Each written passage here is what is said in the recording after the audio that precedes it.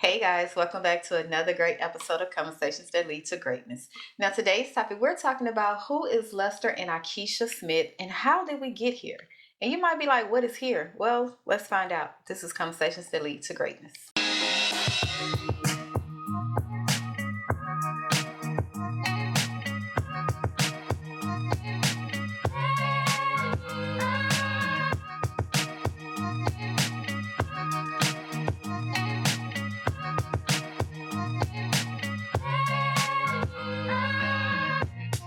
My name is Akeisha Smith. And I'm Lester Smith. And welcome back to our coaching podcast where we educate, motivate, and inspire you to break free of your limiting mindsets in marriage, faith, and finance that hinders your ability to create the life you desire, okay? Mm-hmm. Now we're talking about who is you? Mm-hmm. Now, who is Lester and Akeisha Smith, and how did we get to the place we are at right now? So just sharing our journey to who we are, how we became who we are now, and the journey getting to where we are now. Mm-hmm. You know, that's what I think it's going to be a good, fun episode. Yeah, okay. You're going to be honest. Yeah. You're going to be truthful. Why not? You're going to lay it out. I don't know about all that. Lay it out. Because if I lay it out, No. We got to do that on camera.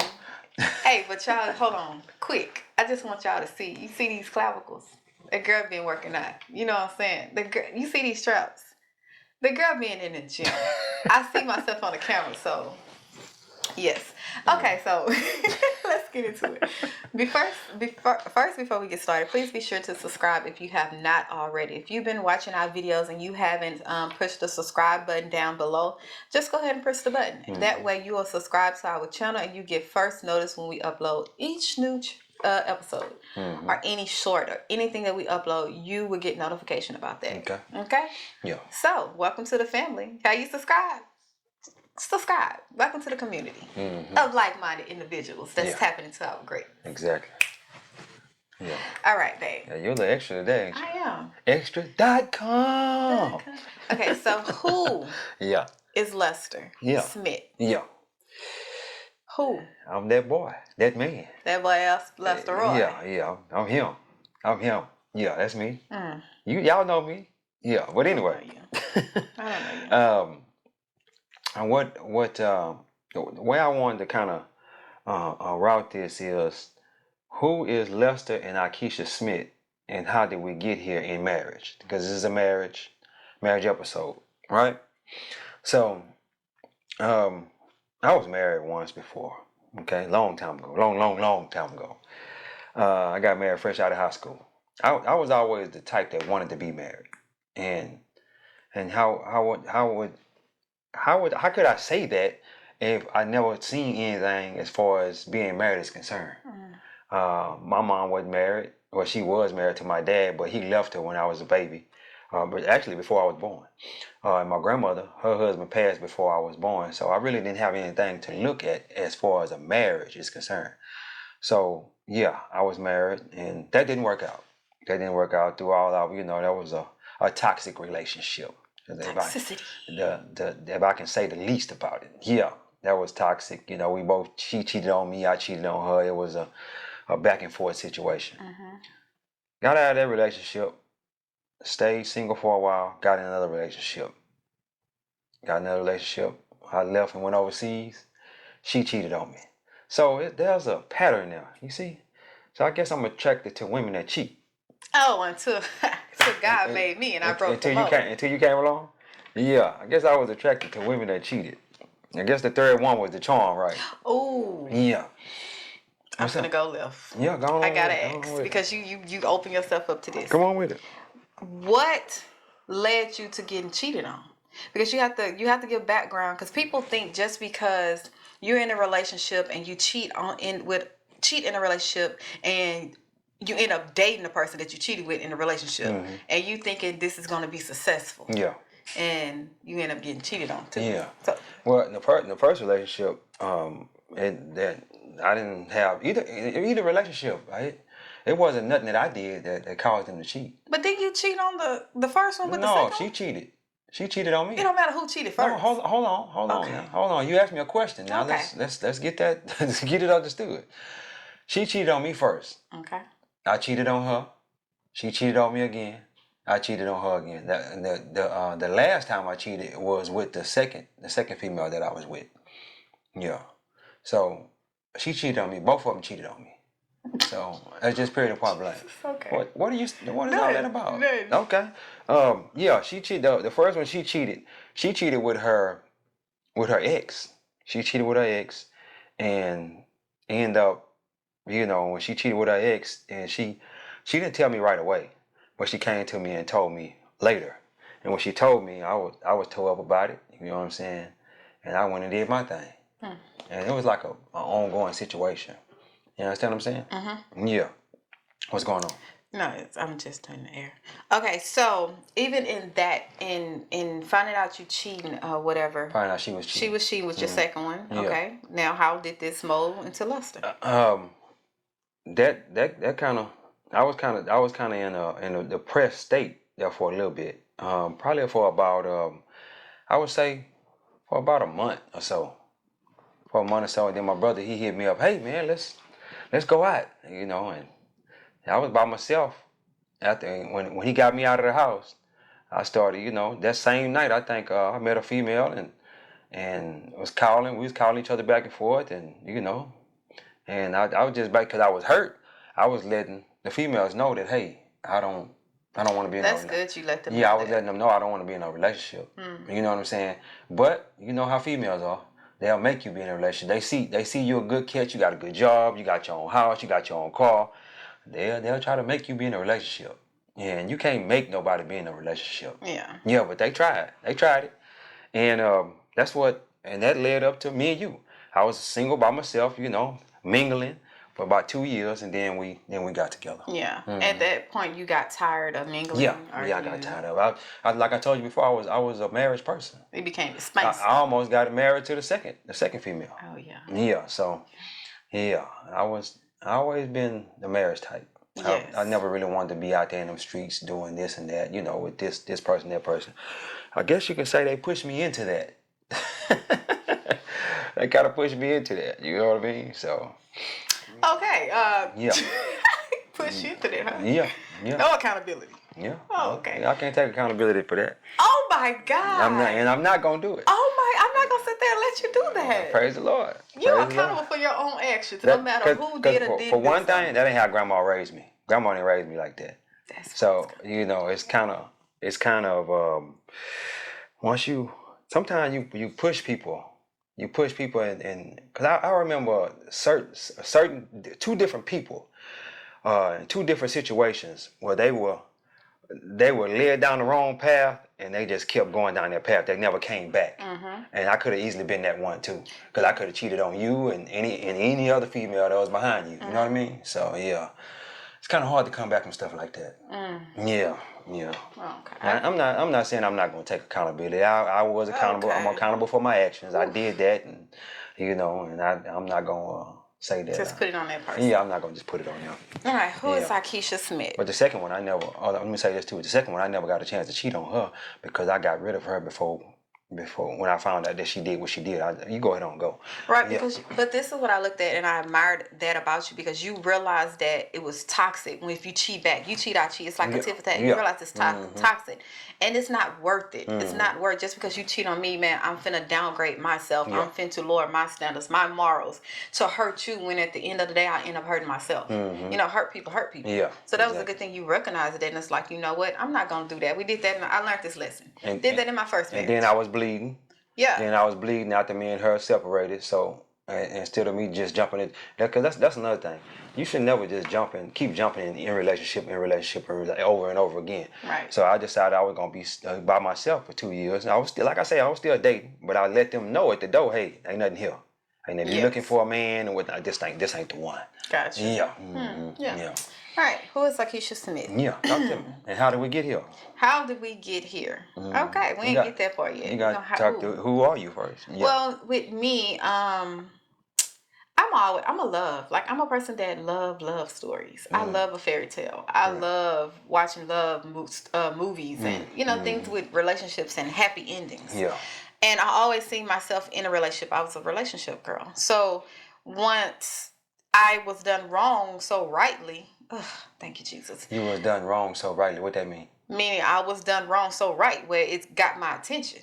I was not blindfolded to the red flags. I was done wrong so rightly that it got my attention to change. But they don't know what you're talking about, though. They know that. No, they don't. Well, that's what it means. I was done wrong by an ex so rightly. Okay. All right.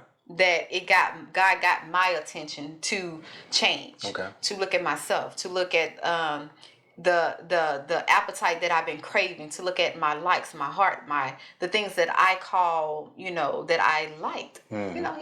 He Your got type. my type. Mm-hmm. So with that, I decided that God, I don't want to date, because right now I had low self-esteem. I was a big girl, and he was a smaller guy built, and I just felt like he was only with me because I was the sugar mama. Yeah. Don't go into that. Yeah. Because I always paid. I had a car. Yeah. You know what I'm saying? Mm-hmm. And it was the opposite of what he was. I just felt like because I was big, because I didn't have self-esteem, I let him take control of me, or not control. I let him manipulate me. Yeah.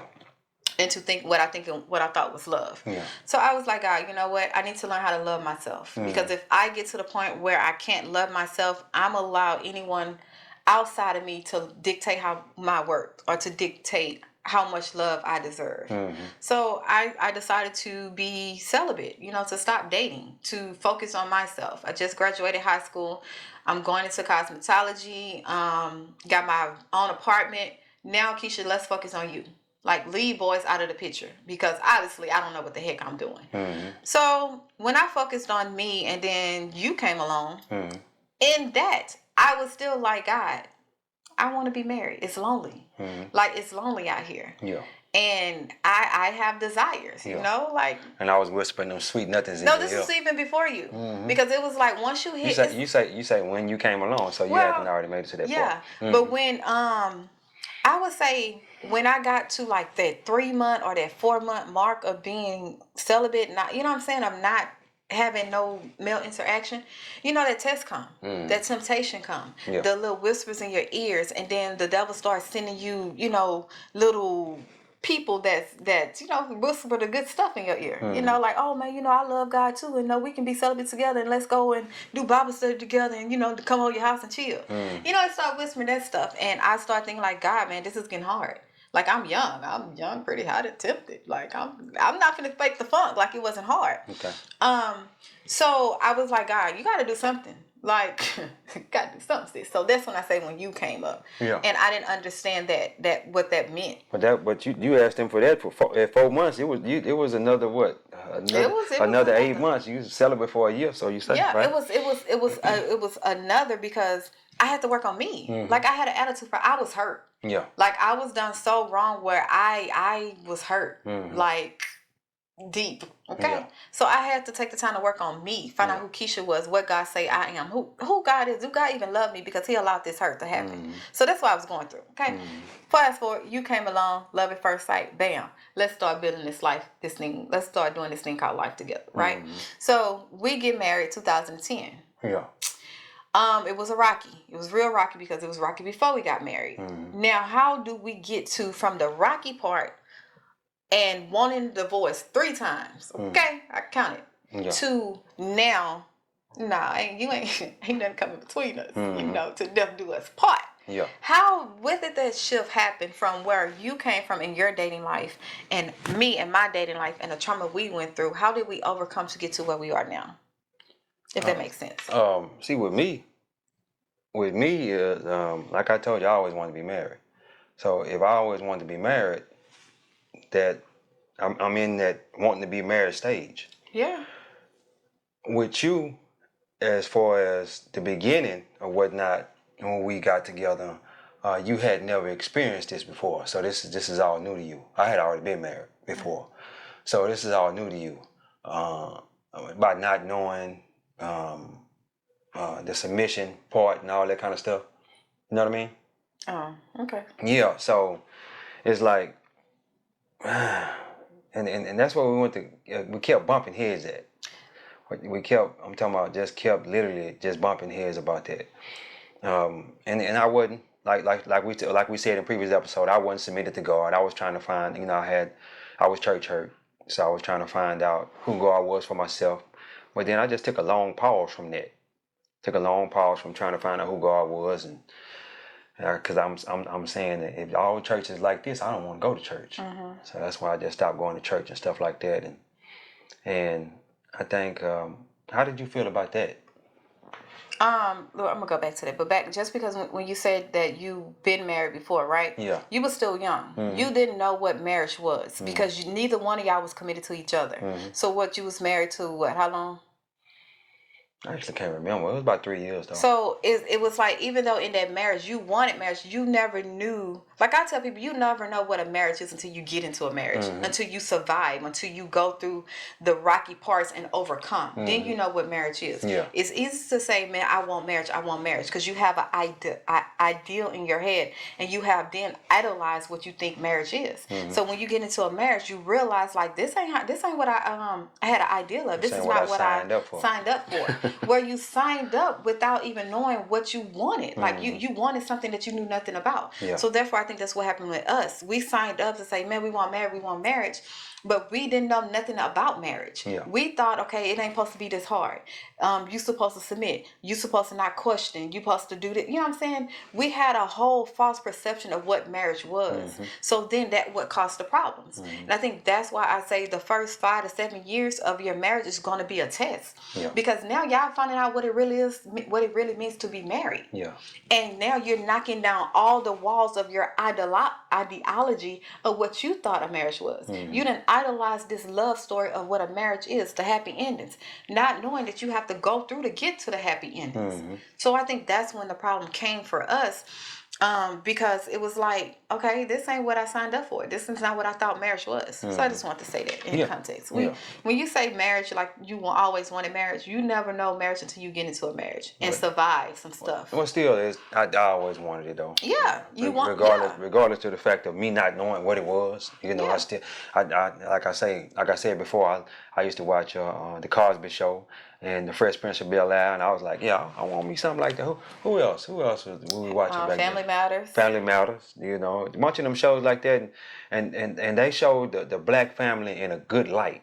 You understand The what I'm narrative. saying? They control the narrative. That's not what a marriage. It ain't. But it started, you know, because before that, it was a lot of white shows. There was a lot of white shows on, and we caught a lot of them white shows and whatnot. But they started showing the black family in a good light, and I say, man, I want me some of that. I want to be that black family that, you know. But yeah. So it's just like saying, remember, and this is what dropped in my head when you said that. I wanted a Jeep, right? Yeah.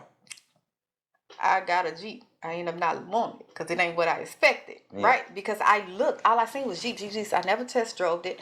I never, you know what I'm saying, like homed in and searched and researched and knew somebody who had it. I just wanted what I wanted because of what I seen, right? See what happened was, let me say this real quick about the Jeep. See what happened was, I saw she kept talking about Jeep. And when we see one going down the street, she hollering about the Jeep. So me, with me being the husband that I am, I surprised on Christmas Day with the Jeep. But when he paid cash for it, paid cash for the Jeep and everything. When I was driving the thing, I'm like, she want this? You know, I'm driving it home like thinking like, man, this ain't it. Because let me tell you something about a Jeep. A Jeep is loud. Well, you gotta say I had the one with the lift kit. Yeah, it was a lift kit on there, and it's loud because of the tires. They off-road tires. And I'm like, man, and the ride is rough. So I'm like, man, this is what she wants. But she like she said, she had never drove before. I love how it looked. She loved how it looked. She didn't think, but when she get in that Cadillac Escalade though, that thing just flowed down the highway. She's like, oh man, I just love it. And this and that. It's no rugged. And that's the thing. We love how marriage looks. Yeah. We really love how marriage look, and we idolize it and want that, what we see. Yeah. Not knowing when you get into a marriage, baby, you have to work your way to that. You just can't go from A and then just jump to Z. No, it's each step of the way. Each obstacle you overcame. Each obstacle you overcome. Like you get closer to that end prize, to that happiness, to that success marriage. But I think what people fall short is they don't want to keep going. They want to get to problems year 3 and call it quits. Yeah. They want to get to year 2, 1. You know, they don't want to overcome. You know what I'm saying? And you have to ask yourself, what is love? Like, what is our real definition of love? And I think that's how we got here Yeah. to where we are now. Because I know for me, when I looked at what is love, in today's culture, what we are taught what love is conditional. You do something for me, like you provide. Yeah. You took care of me. Yeah. So I'm obligated to love you because I'm benefiting from you loving me, right? Yeah.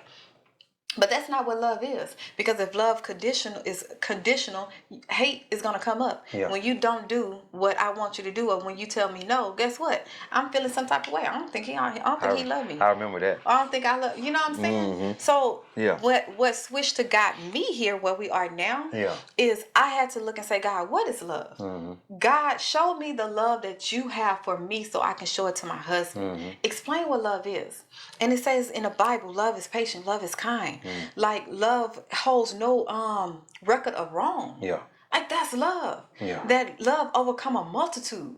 It overcomes. So if you go into your marriage and you thinking with the idea of what the world or what we're taught, what love is, and don't get renewed by God of what love is, you're gonna always give up. You're gonna always quit because you feel that you're not making me happy right now. You sold me a dream. Yeah. It's a benefit thing. But God say love good and bad. Love. We're commanded to love. Yeah. So that's how I say for me, I got here where it's like, you know what, I'm giving you grace. You're not perfect. Yeah. You're my husband. That you're the person that God told me to do life with. Sent you to do life with. So I'm gonna love you in your good, your bad, your up, your down, your sick, health, all that stuff. I'm gonna love you through it because my love is gonna help you overcome. It's gonna help our marriage overcome the bad part. Yeah. It's gonna help our marriage overcome the attack. Because I love you and I love God. Then I love myself and my kids. God, show me your love. Yeah. That's how I got here. Yeah. So, baby, I ain't going nowhere. Yeah. Praise the Lord. Oh, Praise baby, the I Lord. ain't going nowhere. Why'd you rubbing on me? Because I love you, Poppy. It might rise up. It ain't. Because we on podcast. It ain't gonna stop because. Well, I edit high above. Okay. Well, yeah. Edit wasteland. She gonna edit that out. It rise up. Shut up. Oh, my gosh. But anyway, yeah. That's. How did you get here? Me personally, I felt that I was perfect. I say, well, you need to get with the program. You ought to be happy to have a man like I'm me. a catch. Yeah, You not know what you got. Yeah, I'm him. You know what I'm saying? So yeah, get right, or you can get on. Ooh, he did, yeah, Lord. Yeah. Oh, yeah. Jesus. Yes, he did. Yeah, Y'all, he is not over-exaggerating. It's my way or the highway. He is not over-exaggerating. Yeah, I was him. That was me. Yeah, but it took me to step back and to look into that foolishness. That was foolish to even be thinking like that. And when you put a woman in that type of environment, how is she supposed to flourish and step off into her greatness, step off into her nurturing and stuff like that. I'm basically saying, you can get on. Is he my way or the highway? No, that's not how that thing works. And once I got over that and started looking at myself and say, hey man, you ain't right. That's when the relationship start flourishing. That's when it start flourishing. Let me say this: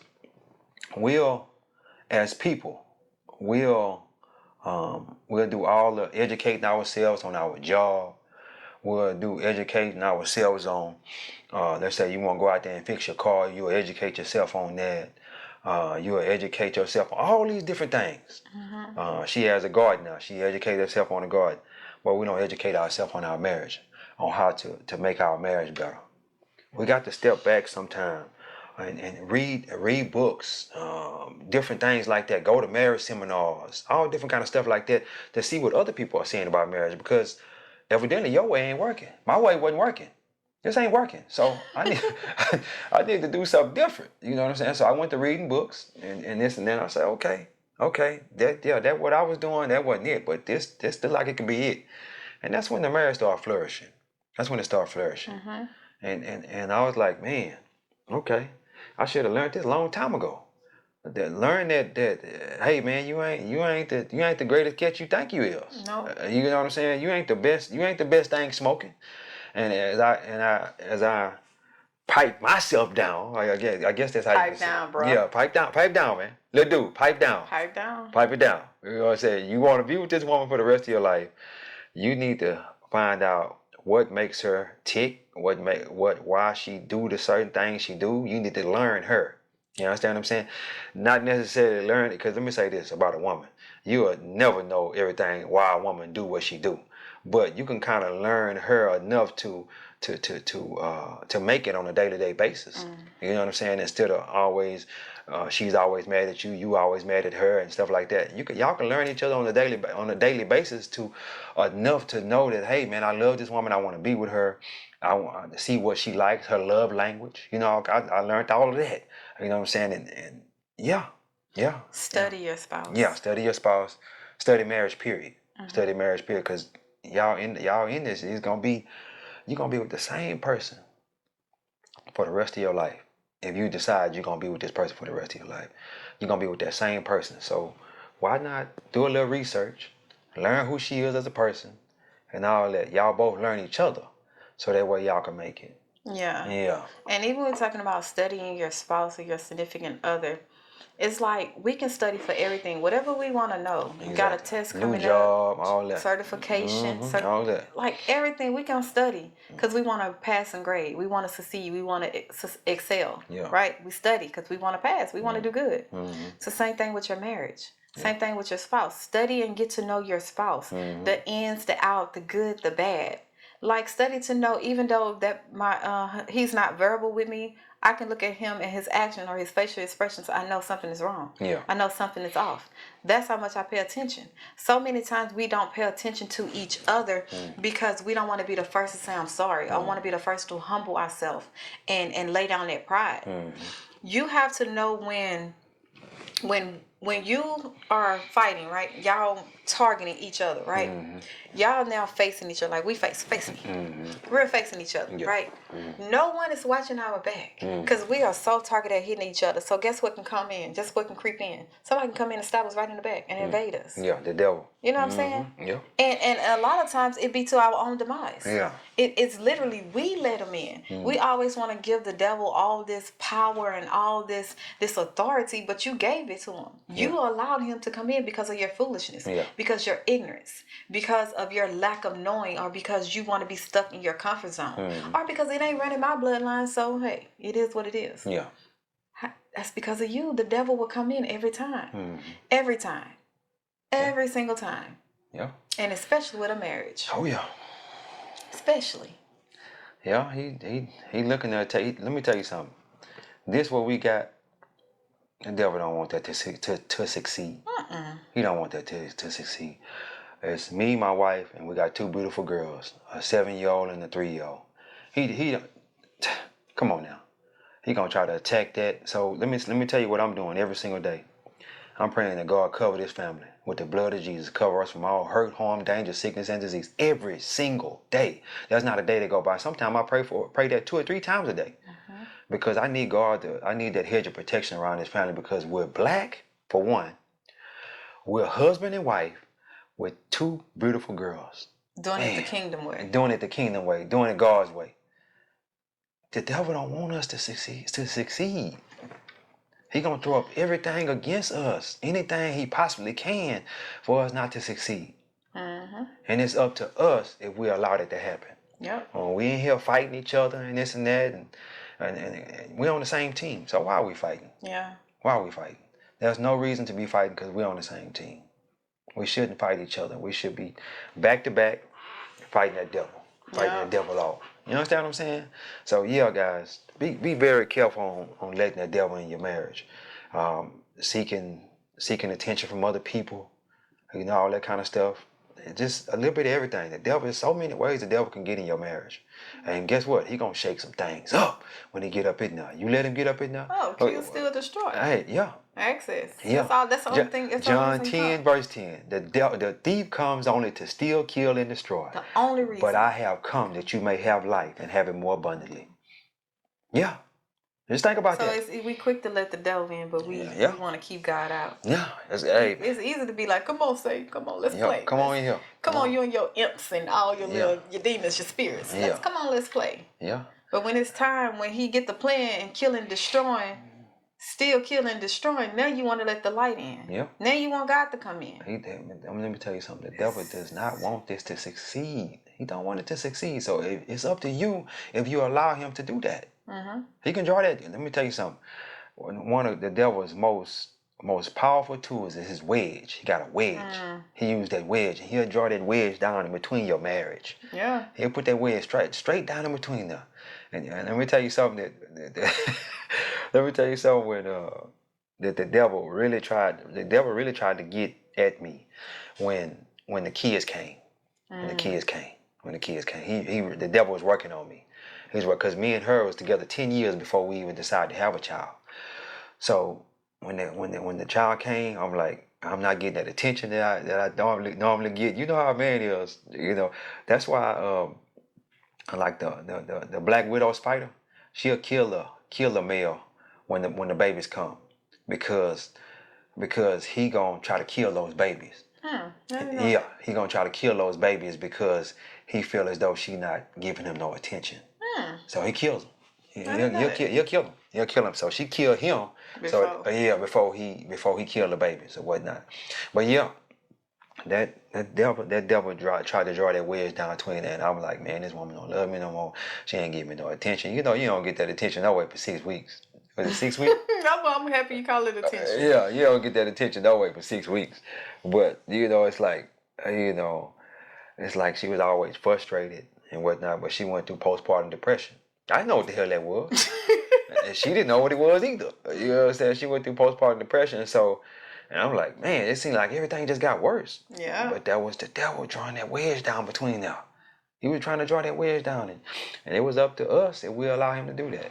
And because we're so to ourselves, we're so secluded. Yeah. We're so private. Yeah. We couldn't go to nobody. Yeah. It was just like whatever in this house stays in this house. Yeah. That's why I say when the devil want to get at you, he gonna seclude you. He gonna pull you away. He gonna get you to yourself, and then start working on your head, still working on your mind, your thoughts, and all this stuff. Yeah. That's how he do. So what we have to realize, like, look, we need to find us a couple that's married, been married longer than us, have the experience, can talk, don't mind sharing, and not judge. Yeah. Once you find that, man, listen, hey, I need help. Yeah. This it's on me. I need something. Yeah. Give. I don't listen. And I would recommend that it don't be somebody that you already know. No. Don't let it be somebody you know. No. Let it be somebody that's been married at least for as long as y'all have or longer. You really want somebody that's been married longer, so that way that's been married over 7 years. Basically, what I'm trying to say. So that way they can tell you how to work through these problems. Because that 5 to 7 years is gonna be the hardest. If they done made it through that 7 years, I think they're good to give you advice. And that is successful. Yeah, in overcoming a successful marriage, not somebody who just staying together just to be together. Yes, in overcoming. That's the whole point. Yeah, you can go through a marriage and just be together, but to overcome, you have a testimony. You can give me insight. Yeah. You can really that's your weapon. You're overcoming your information that you use. It's your weapon, man. Yeah. So so that's who we are and how we got to where we are today, where we're standing strong and standing in the love that God called us to stand in.